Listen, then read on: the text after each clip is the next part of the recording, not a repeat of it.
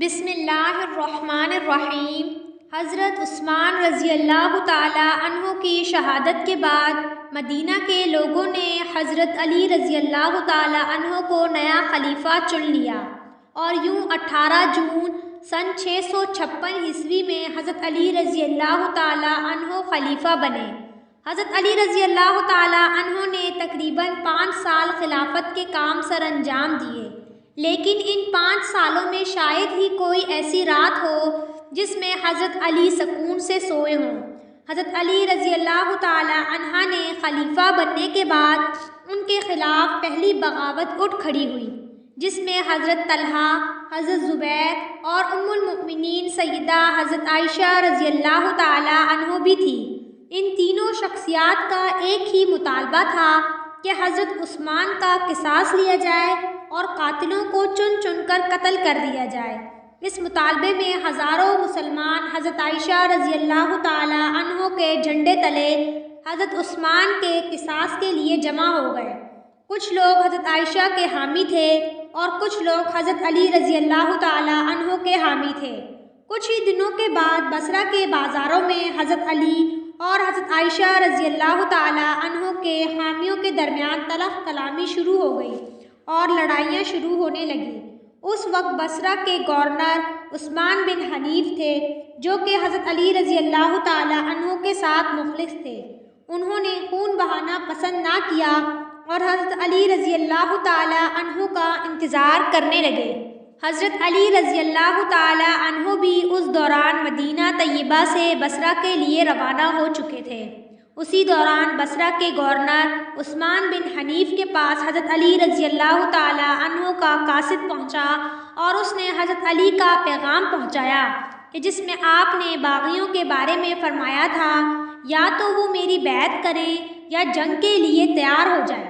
حضرت عائشہ رضی اللہ تعالیٰ عنہ کی فوج شہر کے باہر دفاعی پوزیشن میں موجود تھی۔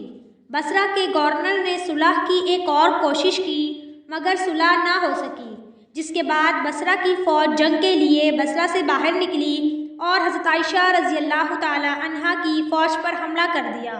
دونوں جانب سے جنگ شروع ہو گئی۔ دونوں جانب سے بے شمار مسلمان شہید ہوئے، لیکن حضرت عائشہ رضی اللہ تعالیٰ عنہ کی فوج میدان جنگ میں ڈٹی رہی۔ اس کے بعد جنگ بندی ہو گئی۔ یہ جنگ بندی چند دنوں کے لیے تھی۔ اگر جنگ بندی ایسے ہی جاری رہتی تو حضرت علی رضی اللہ تعالیٰ عنہ کے پہنچنے پر حضرت عائشہ کے لشکر پر قابو پانا آسان تھا۔ اس لیے حضرت طلحہ رضی اللہ تعالیٰ عنہ کے مشورے پر سپاہیوں کا ایک معمولی دستہ بصرہ کے شہر میں خاموشی کے ساتھ داخل ہوا اور اس کے بعد حضرت عائشہ رضی اللہ تعالیٰ عنہ کی فوج کا قبضہ ہو گیا بصرہ پر، کیونکہ انہوں نے وہاں حملہ کر دیا۔ دوسری جانب حضرت علی رضی اللہ تعالیٰ عنہ اپنی فوج کے ساتھ بصرہ کی جانب پیش قدمی کر رہے تھے۔ 5 دسمبر کو حضرت علی رضی اللہ تعالیٰ عنہ اپنے 10,000 کے لشکر کے ساتھ میدان جنگ میں جا پہنچے۔ جنگ سے پہلے حضرت علی رضی اللہ تعالیٰ عنہ نے صلح کے لیے حضرت طلحہ اور حضرت زبیر رضی اللہ تعالیٰ عنہ سے بات چیت کی کوشش کی، جس کے نتیجے میں فریقین کے مابین صلح ہو گئی۔ حضرت عائشہ رضی اللہ تعالیٰ عنہ کے لشکر میں چند فتنے باز سپاہی موجود تھے جو مسلمانوں کے درمیان امن نہیں دیکھ سکتے تھے، اور انہیں اس بات کا پتہ تھا کہ اگر یہ جنگ نہ ہوئی تو بعد میں ان کا سر ضرور کٹے گا۔ چنانچہ جب رات کے اندھیرے میں دونوں لشکر اپنی اپنی قیام گاہ میں آرام کر رہے تھے تو اچانک حضرت عائشہ رضی اللہ تعالیٰ عنہ کے لشکر میں موجود چند سپاہیوں نے چپکے سے حضرت علی رضی اللہ تعالیٰ عنہ کے لشکر پر حملہ کر دیا۔ پھر کیا تھا، دونوں طرف سے آپس میں تلواریں ٹکرانا شروع ہو گئی۔